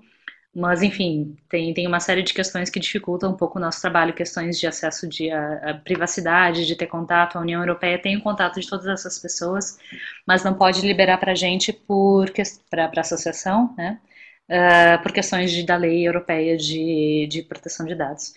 Então, a gente vai usando esses canais para construir essa rede de apoio, né, e de troca de informações a respeito do Erasmus Mundus. Tá? Aqui tem alguns contatos, né? Vocês podem encontrar a gente a partir do e-mail do Latin American Chapter, que é o representante oficial. Gisele, eu esqueci de colocar o teu e-mail de representante. Você pode escrever aí no chat pra gente, que também é outro canal para contatar. Temos a nossa página do Facebook, do capítulo latino-americano, temos o grupo do Facebook, onde vocês todos estão, e tem a página também do Erasmus Mundus, né? Onde vocês podem também encontrar mais informações. E claro, a gente segue por aí no grupo do Facebook, disponíveis para ajudar vocês com as dúvidas. Tá? Então, é isso. A nossa proposta agora é fazer um bate-papo, né? Responder as dúvidas que vocês já foram colocando e responder as que porventura venham. Né? Ok? Então, vocês podem ir escrevendo já, que a gente vai retomando. Que agora vão ser os 3. Você quer começar, Thiago? Eu deveria saber, mas fecha essa conexão daqui a 1 minuto, quando acaba os 90 minutos? Não. Só por causa de e-mail? Não fecha. Tá. Não fecha. Eu pensei da gente fazer meio que bate e volta. Eu agradeço muito as pessoas que postaram perguntas, são perguntas boas. E daí tentar, eu acho que a gente poderia, tipo, ir cada um respondendo uma coisa que organizou de responder, porque eu organizei algumas respostas aqui. Por exemplo, o Delano Aguiar perguntou se tem algum limite de idade, restrição de idade, né, do tempo da formação. Não tem nenhum tipo de restrição. Então, às vezes é comum você ver no mestrado, pessoas com bolsa até que são, assim, tipo, tiozão, que já se formou há 10 anos, que já é médico e tal. Então não tem restrição de idade, tá? E nem de quando que se formou. Uma outra pergunta que agora eu não lembro de quem foi, essa questão de, eu me formo em março, eu posso me inscrever? A questão é o seguinte, você vai se inscrever antes de se formar. Então é complicado, porque se o mestrado lá aceitar que, né, se você tiver uma carta dizendo, fulano de tal terá se formado em março já com certeza, e daí você traduz essa carta e manda para eles. Caso contrário, é complicado, você vai ter que discutir com o mestrado lá essa pergunta. Porque essa é a lógica, ninguém sabe se você vai se formar de certeza na prática. Então, como que eles vão tentar decidir te dar uma bolsa se tem essa dúvida? E tem algumas outras questões. Perguntaram pra gente. Pode falar. Não, só eu não prestei atenção no que tu estava falando agora, porque eu estava lendo essas perguntas. Só quando a gente for responder, lê a pergunta para todo mundo saber o que é. Uhum. Eu não vi se tu fazer isso, então, se tu fez isso ou não. Tá. Eu não li a pergunta inteira, eu falo muito rápido também. Tem uma pergunta importante do Matheus Félix. Ele falou, mas se só vai até 2020, essa bolsa Erasmus Mundus, como é que fica, né? O que isso significa? Isso significa que 2017 agora está sendo selecionado pessoas, 2018 vem outra turma, 19 outra turma, e 20 vem mais uma turma de certeza. A questão que ele não sabe é se depois de 2020 vão continuar selecionando novas turmas. Mas você tem aqui uma janela agora de 3, 4 anos ainda que você pode se candidatar. De certeza, a última oportunidade que você vai ter é em 2020, de se candidatar para começar a estudar em 2021, correto? Uhum. Sim. Beleza. E vocês têm outras respostas aí? Uhum. Vale. Seguindo, o José Gomes, ele gostaria de saber se existe bolsas para doutorado sanduíche ou período de mobilidade dentro do doutorado. No Erasmus Mundus, não mais. É a plataforma que a gente falou, eu vou voltar aqui, são a nível de União Europeia, né, depois cada país tem os seus próprios programas. A nível de União Europeia é esse programa, a Marie Curie Actions. Depois, por exemplo, a Alemanha tem o DAAD, que são programas específicos, Holanda tem programas específicos nacionais, mas a nível de União Europeia, tudo que diz respeito a doutorado, sanduíche de doutorado, pós-doc, é aqui. Ok? Se durante agora a conversa vocês tiverem alguma dúvida específica de link, tenta falar pra gente lá eu botei um post no Facebook, que daí é legal que dá para compartilhar coisas lá também, que depois fica para o futuro. Mas se vocês quiserem mais desses links, a comunidade do Facebook, que é administrada pela Gisele e pela Nanda, ela tem sempre lá esses links essa lista de mestrados, né? Que é o principal link que vocês têm que acessar. Beleza. E, pessoal, se eu posso adicionar, assim, uma informação. Então, assim, é bem importante vocês verem nessa lista qual que é o mestrado que vocês teriam interesse e entrar no site deles e ver, enfim, todos esses detalhes do processo seletivo. Em caso de dúvida, não hesitem em mandar e-mail para o mestrado em específico. Tirem as dúvidas de vocês. Claro, dúvidas que não foram esclarecidas em algum material, né? Então, o pessoal realmente responde, tá, essas dúvidas e, enfim, acho que isso é bem, bem importante durante esse processo de candidatura. Beleza. Tem uma pergunta aqui sobre correios, né? Se os documentos precisam ser enviados pelos correios. Normalmente sim. Normalmente sim, eles pedem para ser enviado pelo correio. Não, às vezes até pode enviar junto digitalizado, mas dependendo do programa, é obrigatório enviar pelo correio também. Né? Mas como o Thiago comentou, eles vão deixar bem claro. Sempre lembrando, né? Tem um mestrado lá, né? Aquele mestrado vai ter a página da seleção deles. Se você precisar mandar por correio, pode ter certeza que eles vão dar todos os 1000 detalhes de quando que tem que chegar por correio e tal. No meu caso, eu conheço outros mestrados que não precisou. No da Gisele, se eu me lembro da migração, tinha que mandar por correio. E daí eu mandei e-mail atrasado também. E eu acho que daí eles mandaram um e-mail depois dizendo: Thiago, chegou atrasado, você está desqualificado. Então eu tenho algumas histórias assim de besteiras pequenas que eu fiz e que eu me dei mal. Mas se você tá tendo essa pergunta agora, tá tranquilo, porque com certeza você ainda tem um prazo para ver isso e mandar em tempo. Provavelmente eles querem que você que receber esses documentos em janeiro, se precisar. E só para compartilhar rapidinho a minha experiência, eu achei o programa dos meus sonhos em agosto, final de agosto. E eles estavam dizendo que eles iam abrir seleção para outubro, a partir de outubro, 1º de outubro. E eu estava na época finalizando o mestrado em educação. E daí eu escrevi para eles dizendo, isso que o Thiago falou, olha, eu já tenho mestrado, tem algum problema? Eles disseram, não, tu pode se candidatar. Só que daí tinha uma questão, eu não tinha o IELTS, não tinha proficiência em inglês, embora eu soubesse falar inglês. E foi um inferno, eu quase desenvolvi uma úlcera para, em questão de 1 mês, conseguir achar data, porque era bem a época que o Ciências Sem Fronteiras estava num boom, então não tinha quase data disponível. Eu consegui marcar na última data possível, que me permitia ter os resultados a tempo. Consegui reunir todos os documentos. Quando eu estava com uma pastinha com todos os documentos traduzidos, certificados e tal, eu perdi a pasta. Para minha felicidade, um professor meu da universidade encontrou e me deu, e eu mandei para a Alemanha e chegou lá um dia antes. Então, e isso era em dezembro, meu prazo era em dezembro. Então, esse tipo de história de lei de Murphy, ela é completamente comum. Mas parece que o universo conspira para testar teu senso de paciência. Mas é bastante comum tudo isso acontecer, né? Por isso que a gente fala e a gente faz esse trabalho de divulgação com o maior amor no coração para evitar que vocês passem por isso. Sim, pessoal, gostaria também de compartilhar sobre a minha experiência pessoal.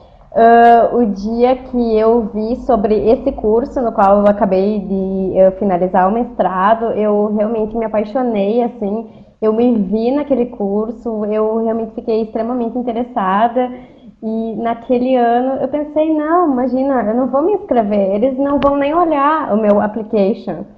E se passou um ano e eu me inscrevi, e eu passei e fui selecionada, inclusive com bolsa, então assim... eu pensava que de repente eu não tinha as melhores notas ou só 10, mas claro, foram outras coisas, outros aspectos que me colocaram nesse programa. Então foi experiências no exterior, trabalho voluntário, outras coisas. Então realmente, assim, acreditem em vocês, se motivem, tentem. Só o que precisa é realmente assim, se organizar, escrever uma carta de motivação bem detalhada e Bora lá, pessoal. Tem chance sim, tá? Eu acho que a experiência de nós três realmente mostra muito disso, de ser persistente, de ser organizado, de acreditar em si mesmo. Beleza. Seguindo com as dúvidas aqui. A Francine, sobre o primeiro tópico, quem tem dupla cidadania não pode se inscrever como brasileiro. Foi isso que a gente, acho que até alguém respondeu na comunidade, assim. Poder, tu pode, tem muito mais bolsas disponíveis para quem não é europeu, né? Mas ao mesmo tempo, se tu não consegue bolsa, eu não sei, Thiago, se tu tem experiência com isso, se dá para mudar depois o tipo de candidatura, eu não sei como Não. é que funciona. Não, né? Não, porque você concorre, quando você concorre, o prazo para concorrer à bolsa, ele geralmente é curto, né? Por exemplo, assim, em dezembro fecha quem quer bolsa, e depois o mestrado ainda aceita alunos normais. Então, no momento que você se inscreve para a bolsa, ele delimita qual categoria que você vai estar. Uhum. Só que Não, essa é uma. A gente vê essa pergunta da cidadania bastante, né? Essa é uma equação muito uhum, complicada, porque assim, digamos que naquele ano a gente vê que tem poucos europeus que se inscrevem para o Erasmus Mundus, e tem poucos europeus também que conseguem, mas é uma equação que a gente não tem como saber se você vai ter mais chance como europeu ou como brasileiro, né? Porque, como a gente vê, tem muito brasileiro que aceita, mas tem muito brasileiro que se candidata também. Então, uhum. a gente não tem como dizer onde que você vai ter mais chances. Tem outros elementos que vai facilitar a sua vida ser europeu depois, não sei, para questão de trabalhar, enfim, né? O que a gente pode dizer sim é que o fato de ter cidadania europeia não te elimina o direito de se te candidatar como brasileiro, né? Bom, O seguindo. Lucas Reis, Aham. o Lucas Reis, ele perguntou, ele mandou aquela pergunta assim, falando, os mestrados que não estão naquela lista lá dos 80 mestrados, eles ainda estão ativos? Qual que é a situação? Essa é uma pergunta muito boa. O que acontece? O meu mestrado, que eu terminei agora recentemente, eu tinha bolsa tal. Eles não conseguiram mais ter a bolsa Erasmus Mundus. Então, assim, eles não estão naquela lista. Quem quer bolsa Erasmus Mundus não pode mais ir para esse mestrado. Não quer dizer que o mestrado acabou. Talvez o mestrado vai continuar, digamos, pelo financiamento próprio, né? Mas se você quer uma Uhum. bolsa Erasmus Mundus, é só aqueles que estão na lista de 80 lá. É, 80 mestrados. beleza. O Felipe pede para a gente falar um pouco mais da nossa experiência, para deixar o pessoal com mais vontade ainda. Acho que a gente pode fazer isso, dizer o que a gente mais gostou em geral, a gente pode fazer isso para fechar, né? O Matheus pergunta se o apostilamento de IA é obrigatório para todos os programas. Nos que eu estou vendo, eles dizem que não precisa apostilar para fazer a inscrição. Se eles não pedem, não precisa, né? O comentário sobre o apostilamento de AIA é para só ter isso em conta, né? Para o caso, por exemplo, se tu precisar pedir visto e o país para qual tu está pedindo visto for um signatário, né, do apostilamento de AIA, fizer parte do apostilamento de AIA, né? Se não pedir, beleza. Se aceitar só tradução juramentada e cópia certificada, é suficiente, né? O Gabriel Alves pergunta se atualmente todas as vagas para doutorado são ofertadas apenas por Marie e Horizon. A nível europeu, de União, de Comissão Europeia, sim, mas tem ofertas de bolsas de doutorado nos programas nacionais, como é o caso do DAAD na Alemanha, né? Que são outros programas, assim. A Jéssica pergunta, tem uma dúvida para ti, Gisele. No caso do Sim, EMIR, são mais ou então, menos quantas bolsas, né?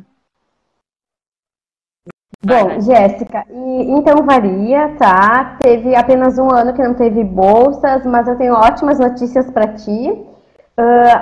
Iniciando do ano passado até nos próximos anos é um número bem grande de bolsas. Eu não sei dizer exatamente quantos, mas é quase mais da metade da turma ou até metade. Realmente eles conseguiram um número bem grande de bolsas, porque assim, que eles realmente prezam nesse curso, que é um estudo que é um curso que estuda relações interculturais, eles prezam pela diversidade. Então, realmente, boa sorte e, enfim, acho que dá. O Matheus pergunta, ele já estudou na Europa por 364 dias, um dia menos que 12 meses. Será que dá problema ou posso me candidatar? Cara, não sei. Esses dados, pode ser se eles, vai que eles implicam que era ano bissexto, sabe, ou não. Não sei. É muito, a gente não pode te responder por isso, porque isso vai ficar muito a critério das autoridades. Não dá para como saber, assim, a pessoa que melhor pode te responder isso é a coordenação do teu programa, se você está com essa dúvida. A gente não pode te responder, a gente só pode dizer que a regra é essa, né? A Ana tem uma pergunta similar. Eu já estudei na Europa entre 2013 e 2014. Posso mencionar essa experiência nos documentos ou posso esbarrar na regra de que não posso participar por ter passado um ano na Europa? Mesma coisa, se foi 12 meses nos últimos 5 anos, você não pode se candidatar. Você tem que ter passado menos de 12 meses nos últimos 5 anos na Europa. Ok? O Lucas Reis, outros programas além dos Erasmus Mundus ainda estão ativos, o Sustain, o Smart, o iBrasil. Esses são os programas da Action 2, a Ação 2, que eu comentei antes, que eram os programas de mobilidade de graduação. Eu entrei no site da Comissão Europeia para dar uma olhada e muitos deles disseram que esse foi o último ano. Então, a tendência deles é acabar, né, e não continuar por conta disso. Né? Mas tem que dar uma olhada se pode ser que um que outro ainda esteja ativo, mas a tendência da Ação 2 ela é ir desaparecendo ou ser integrada de outras maneiras dentro do Erasmus Plus, né? Como é, por exemplo, o Horizonte 2020 e o Marie Curie, né? A Raquel, já tenho mestrado em odontologia, mas não exerço mais a profissão e pretendo mudar de área. Você acredita que seria possível a aceitação no curso como o GLODEP? Eu não sei que curso é esse. Tu tem que ver se eles aceitam que a tua graduação está dentro da lista de graduações que eles aceitam nas áreas afins. Né? Exatamente, é uma questão que alguns mestrados eles tentam deixar mais claro, assim, o GLODEP ele tem a ver com desenvolvimento, economia, globalização, se você vê, ela vem da área de odontologia, ela falou? Porque às vezes você vem de uma área, por exemplo, uma área da saúde, mas se você tem um envolvimento, que é um envolvimento mais atrelado à administração, à saúde pública, ou enfim, você consegue achar uma conexão, né, com o mestrado que tem a ver com economia ou com administração. Então isso varia muito, mas de certa forma, quando o mestrado é um pouco mais específico, eles vão definir quais as graduações que eles preferem e dizer, se você não tem dessa, pode se inscrever, mas vai diminuir as suas chances. Beleza. A Mila pergunta quando costumam começar a entregar os valores financeiros para a compra de passagens em pagamentos? Não, isso não é pago antes. Eu não sei qual é a experiência da Gisele e do Thiago, mas a minha experiência eu tive que bancar no começo e eles recomendaram levar a quantia de dinheiro para o primeiro mês, porque eles pagam tudo junto, né, tudo retroativo e correspondente ao mês enfim, aos gastos, uma vez que a gente já está lá. Eles não mandam dinheiro antes. Então, vocês precisam pagar a passagem de vocês. E se ter dinheiro suficiente para se manter lá no primeiro mês. Depois paga tudo direitinho, paga retroativo, né? Que eu foi pedir avotrocínio, né? Meu avô me prestou uma grana e depois eu devolvi para ele, para poder bancar no começo. Mas nunca tive problema nenhum com a bolsa, além desse pequeno desafio assim, inicial. Essa é a parte um pouco triste de tudo que envolve se candidatar para coisas no exterior, porque o TOEFL hoje em dia, né, para fazer a certificação, não sei, custa uns R$700. Eu me lembro de gastar R$600 só de tradução juramentada, né, daí você, enfim, mas esse gasto que ela está pensando do depois é o gasto que você quer ter, né, a gente tá focando um pouco mais agora na seleção ainda, mas é uma pergunta, a bolsa que a gente ganha, ela deu uma ajuda de custos para viagem e tal, que é uma ajuda bem suficiente, mas eu ganhei todo esse valor de grana, como foi falado, 2 semanas depois de começar as aulas já, então eu tive que me bancar para chegar até lá, enfim. Pessoal, se eu posso também comentar, o meu caso também foi exatamente como o da Nanda e do Thiago. O dinheiro, na verdade, eu que banquei a passagem, enfim, o primeiro mês, e depois eles pagam bem direitinho esse dinheiro. E gostaria de fazer uma observação sobre a prova de proficiência de língua inglesa. Não sei se isso ainda existe, mas eu lembro, quando eu estava estudando, eu lembro que existia a possibilidade de fazer essa prova para quem estudava em universidades federais sem pagar. Pelo menos eu fiz uma vez. Então, assim, seria bacana vocês darem uma olhada, porque já é um dinheiro que tu economiza e é uma prova que é aceita na candidatura. As pessoas, isso é um ponto muito importante de deixar bem claro, Gisele. Eu fui aluno da Federal de Santa Catarina e eu recebi essa comunicação agora desse TOEFL ITP, o Vinícius Pereira está falando agora, é o TOEFL com base em papel, né, paper-based. E não é o TOEFL que geralmente é pedido, eles pedem um TOEFL baseado na internet, né, que é outro TOEFL. Mas eu apostaria de que eles podem, de que tem uma boa chance de que eles aceitem esse TOEFL ITP. E na Federal de Santa Catarina agora está sendo oferecido gratuitamente, né? Eu imagino que seja, como a Gisele falou, uma coisa que seja oferecida em outras federais. Então é bom tentar olhar isso, porque se pudesse ser aceito, já é uma grana que você economiza. Tem um outro fator também, que eu fiz o TOEFL ITP também, mas depois que eu já tinha o outro, até passei mal durante a prova, não tive uma nota boa, mas enfim. Mas é bom porque, como é de graça, você tem uma experiência de testar o seu inglês. Se você vai bem no TOEFL ITP, já te deixa mais, com mais motivação para investir R$ 700 depois e fazer o TOEFL da internet, né, que é o TOEFL mais aceito em outros lugares. Beleza. Como está sendo colocado, só para finalizar, pelo Sérgio, né? Tem que ver no mestrado lá se eles vão aceitar ou não esse TOEFL ITP, né? Tem uma chance de que não seja aceito. Gabriel Alves pergunta se TOEFL ou IELTS, isso vai depender do edital. Sim, mas normalmente eles aceitam os dois, aceitam o Cambridge, né? E isso também, a gente está falando só do inglês porque é o mais comum, mas tem uns que são em francês, por exemplo, um que outro, né? Então, aliás, uma dica bem rápida, já que a gente tem uma audiência. Deixa eu ver. Eu só ia falar, se você gosta de francês ou se você gosta de alemão, invista nessas línguas, porque tem muita opção de bolsa, ou estudar de graça na Alemanha, ou estudar de graça na França. Vale muito a pena saber uma outra língua além do inglês hoje em dia. Sim. Bom, seguindo com as perguntas, Rodrigo Vieira pergunta sobre pagamento de taxa de inscrição para se candidatar para o Erasmus. Eu vi que alguém publicou lá no grupo ontem, né, ou antes de ontem, e isso para mim eu fiquei um pouco surpresa, na verdade, porque até onde eu saiba não existe pagamento de taxa de inscrição, né? Eu posso comentar isso lá depois. Também não esclareceu, Ele não esclareceu qual que era o mestrado que ele está falando, então a gente também não sabe. Poderia acontecer, mas dos mestrados todos que eu vi, eu nunca vi de ser cobrado taxa.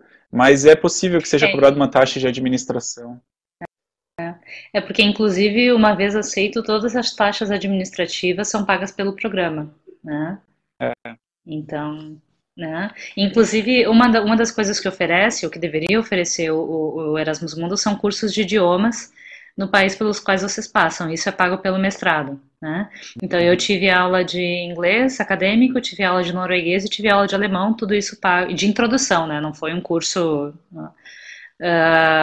e tudo isso foi pago pelo mestrado, né? Vinícius comenta, mesmo se estudou pelo CFC, pelo Ciências Sem Fronteiras não pode, acredito que ele esteja se referindo à regra dos 12 meses. Isso não está especificado nas regras do programa, né?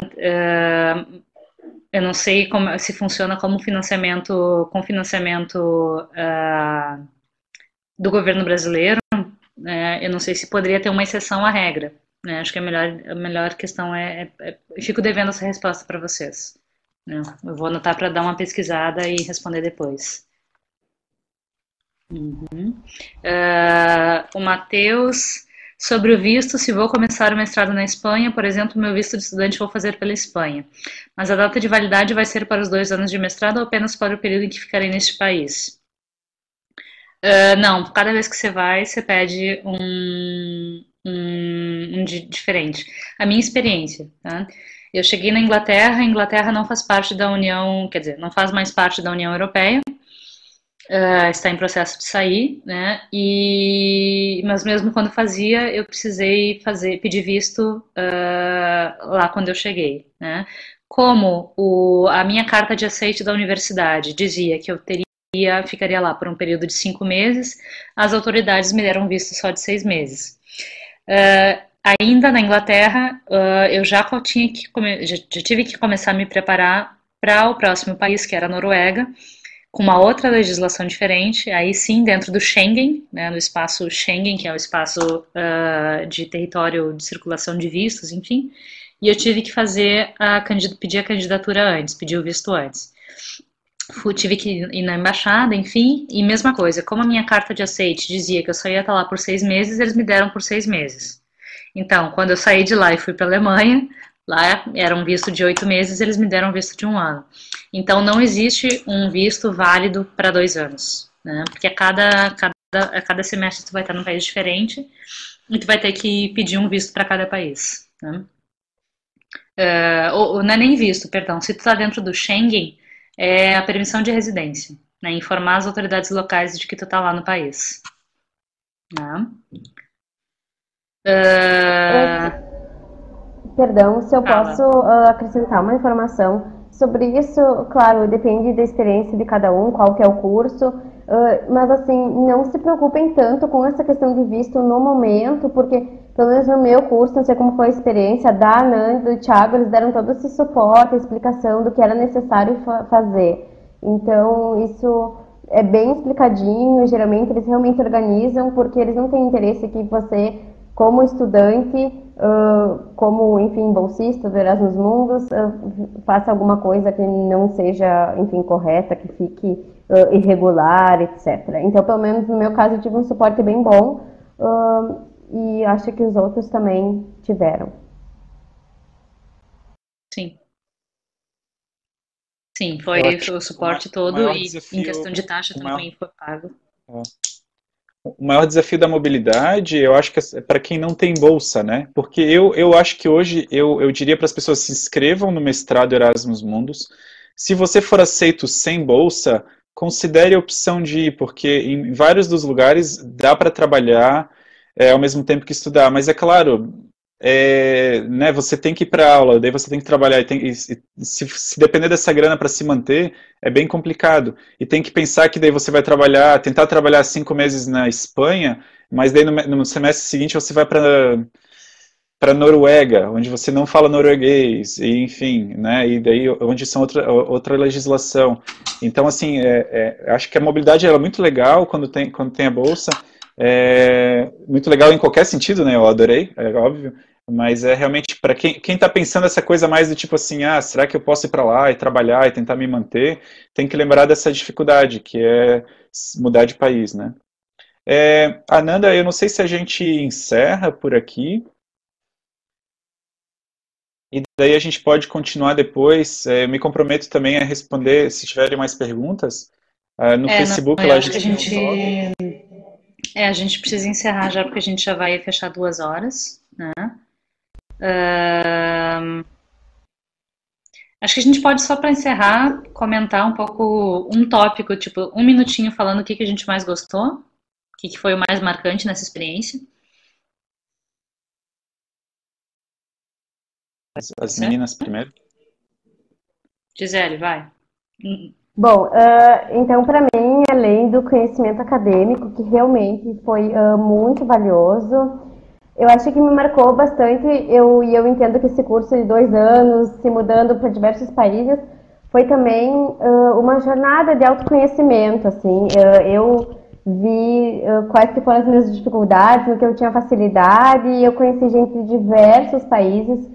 Eu acho que te dá uma visão de mundo muito ampla e tu repensa várias questões assim, sobre a maneira como a gente é criado, sobre o nosso país, o que há de melhorar, o que tem de muito bom. Então, para mim, esse curso é conhecimento acadêmico aliado a crescimento pessoal, desenvolvimento pessoal. Beleza. Eu, Para mim, eu acho que eu falo, e daí, Ananda, você encerra daí, porque daí você já dá um tchau pro pessoal e tal. Pode ser? pode ser, beleza. É que para eu não ser útil.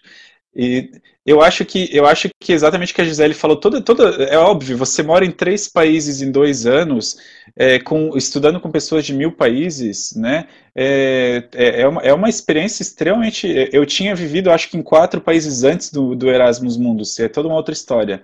E o meu mestrado ele foi a coisa mais intensa culturalmente falando. Eu acho que para adicionar em cima dessa parte bonita um outro ponto de realismo ter a bolsa do Erasmus Mundus é uma coisa muito legal, né? Quando você tem todo mês ali 1.000 euros na sua conta, você não precisa se preocupar com trabalhar, e eu acho que isso é uma coisa que está ao alcance das pessoas que se envolverem e tentarem fazer uma candidatura legal e procurar informação com os alunos, com os estudantes, de como é que foi que eles se candidataram, que eles conseguiram a bolsa, né? Tenta conseguir mais informações, tenta criar uma candidatura boa, porque a diferença entre uma pessoa que consegue a bolsa e que não consegue é que a pessoa que conseguiu a bolsa, ela se inscreveu e ela seguiu os passos, né? E tem uma série de pessoas que são gênios que nunca se inscrevem em nada e nunca vai ser aceito em nada. Então eu tento repassar isso, assim, de se motivem até por essa questão de que vai ser 2 anos, se você ganha a bolsa, são 2 anos assim que você vai poder fazer as coisas e viajar e conhecer pessoas sem ter que se preocupar muito de trabalhar e de batalhar para conseguir um visto e essas coisas, né? É um conforto muito legal que é uma recompensa de um esforço. E eu acho que no meu caso eu tentei 3 vezes. A minha terceira candidatura ela foi parecida com a primeira, mas na terceira eu mandei todos os documentos e no primeiro ano eu não mandei todos os documentos. Então tentem se atentar nessas coisas mais burocráticas, porque tem esse retorno. Tentem se motivar por esse retorno muito legal que tem. E muito obrigado por ouvirem a gente. Bom, para finalizar então, rapidamente, o Erasmus também não foi a minha primeira experiência fora, eu já tinha vivido 3 meses num outro país, e compartilho da experiência do Thiago, de que foi a experiência cultural mais intensa que eu já tive até o momento, né? Eu costumo brincar de que a experiência Erasmus Mundus para mim foi uma coleção de exemplos, né, uma coleção de modos de ver a vida, uma coleção de modos de viver, de experimentar, de gostos, de opiniões. E a gente aprende na marra a respeitar a opinião do outro, mesmo que a gente não queira. Né? Então isso vai promovendo uma mudança, uma transformação a nível individual muito profunda. E nesse sentido eu acho que esse é o objetivo maior do programa, né? Não é à toa que eles querem colocar, que eles colocam gente de 15 nacionalidades para viver juntos durante 2 anos, né? Tem muita coisa que se aprende aí e é uma oportunidade de transformação não só a nível acadêmico, porque tu está em contato com universidades e com professores e com outros colegas de uma qualidade muito grande. Também é a oportunidade de aprender um outro idioma, né?